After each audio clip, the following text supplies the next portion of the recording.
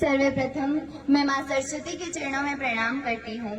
जिलाधीश, उपखंड अधिकारी, विकास अधिकारी और मुख्य शिक्षा ब्लॉक अधिकारी, तहसीलदार, बाल विकास अधिकारी, सरपंच सर, गांव से पधारे हुए जनप्रतिनिधियों, मेरे छोटे व बड़े भाइयों और बहनों, आज राष्ट्रीय बालिका दिवस पर मैं अपने कुछ विचार व्यक्त करना चाहती हूँ। अगर मुझसे कोई गलती हो तो क्षमा करें। राष्ट्रीय बालिका दिवस क्यों मनाया जाता है? जब हमारे देश में ही नहीं संपूर्ण विश्व में नारियों के साथ नारियों का शोषण, उत्पीड़न और अन्याय जैसी प्रवृत्तियां बहुत अधिक बढ़ गई, तो हमारे देश ने इसे उन्हें सुरक्षा प्रदान करने के लिए और उन्हें सुरक्षित जीवन जीने के लिए और उनके उज्जवल भविष्य के निर्माण के लिए कई आयोजन किए, जिनमें से मुख्यतः जब बेटी बड़ी होती है, जब बेटी पढ़ती है, लिखती है, अपने पिता के घर होती है, तो बोलते हैं कि पराए घर जाएगी, और जब बेटी अपने पति के घर जाती है तो बोलते हैं पराए घर से आई है। मैं पूछती हूँ आपसे एक बेटी का अपना घर कहाँ है? क्या इस संसार में उसे अपने भविष्य का निर्माण करने के लिए और आजादी से जीवन जीने के लिए कोई घर नहीं है क्या उसका? बताइए।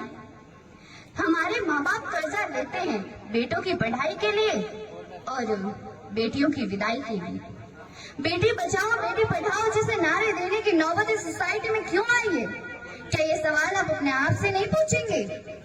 पूछिए। जब हम कहते हैं बेटा बेटी एक है, बेटा बेटी एक है, क्या ये सवाल आप अपनी अंतरात्मा से पूछिए। जवाब तुरंत आ जाएगा, साहब नहीं। क्यों? एक बेटी को एक बेटे से हमेशा कम क्यों समझा जाता है? जब बेटी पलती है, बढ़ती है, तो पिता की संपत्ति पर बेटे का अधिकार, घर में बेटे का अधिकार, उच्च शिक्षा मिले तो बेटे को, और जब बड़े बड़े जो भी देना हो सब बेटे को मिलता है। एक बेटी को क्यों नहीं मिलता? एक बेटी को क्यों नहीं मिलता है?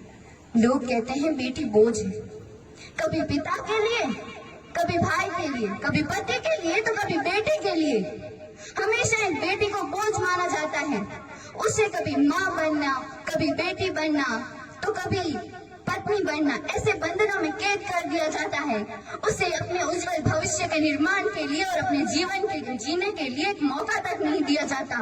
अगर वो करे तो दूसरों के लिए, खुद के लिए आवाज उठाए तो बोलते हैं नक्चड़ी है, बेकार है, बेशर्म है। जब बेटी अपनी आवाज उठाए तो उसे गालियां देते हैं, और जब बेटी खामोश रहे, चुप रहे, तो कहते हैं हाँ समझदार है।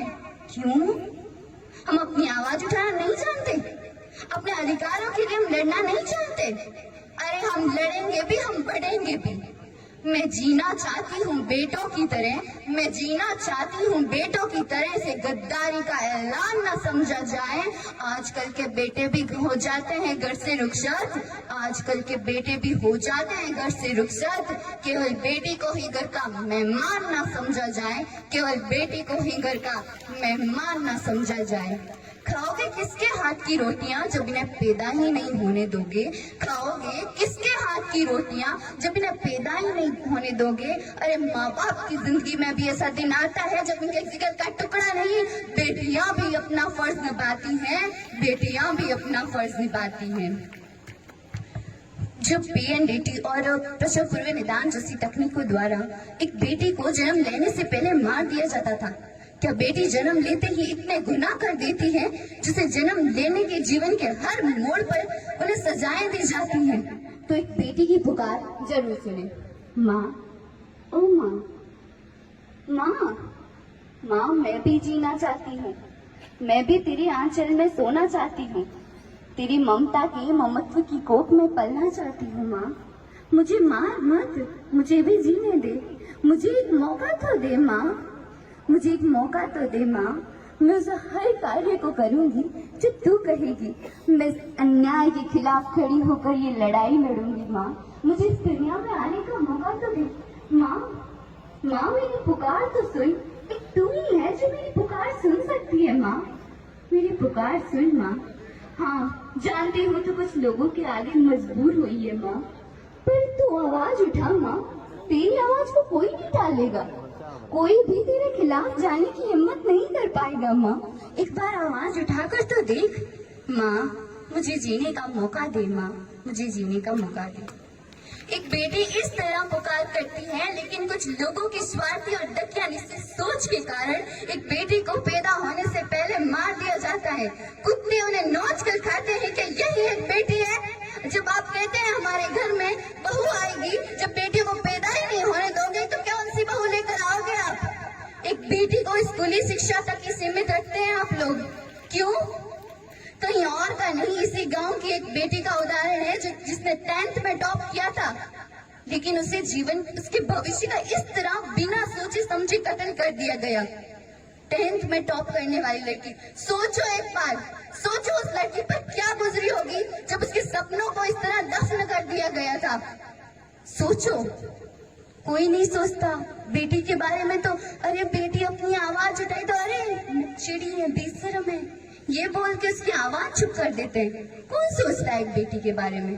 और बेटा शिक्षा प्राप्त करे तो सिर्फ एक परिवार का सदस्य शिक्षित होता है जनाब, लेकिन अगर बेटी शिक्षा प्राप्त करे ना तो संपूर्ण परिवार शिक्षित कर देती है, वो संपूर्ण परिवार। आपका बेटा शिक्षा, जब एक बेटी शिक्षित हो ना तो अपनी संतान को निडर, अनुशासित और बलवान बना सकती है। इन सारे कार्यों में एक गुरु, एक आदर्श गृहिणी, एक प्रशासन सेविका, एक बेटी डॉक्टर, इंजीनियर सब कुछ बन सकती है। आप लोग बेटी को सिर्फ बेटी मत समझिए। I am not only a girl, I am lawyer. I am not only a girl, I am pilot. I am not only a girl, I am doctor. I am not only a girl, I am engineer. I am not only a girl, I am leader of my life. आप अपनी बेटी को दहेज में उपहार देना चाहते हैं, उपहार देते हैं तो शिक्षा का दीजिए। उपहार देना है तो शिक्षा का दीजिए। अपनी बेटी को इतना आत्मनिर्भर बनाए कि कोई भी शख्स उसकी ओर आंख उठाकर ना देख सके, अपनी बुरी नजरों से ना देख सके। कोई भी शख्स अपनी बेटी को बुरी नजरों से ना देख सके। उसे इतना बलवान, शिक्षित और आत्मनिर्भर बनाओ, न कि दहेज।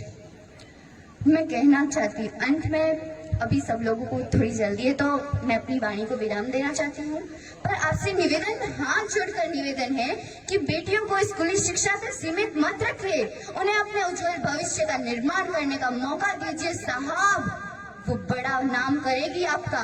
और बेटियों, कुछ ऐसा करो अपनी जिंदगी में, कुछ ऐसा करो अपनी जिंदगी में कि माँ बाप गर्व से कहे मुझे अपनी बेटी पर आज गर्व महसूस होता है, मुझे अपनी बेटी पर आज गर्व महसूस होता है। जय हिंद, जय भारत।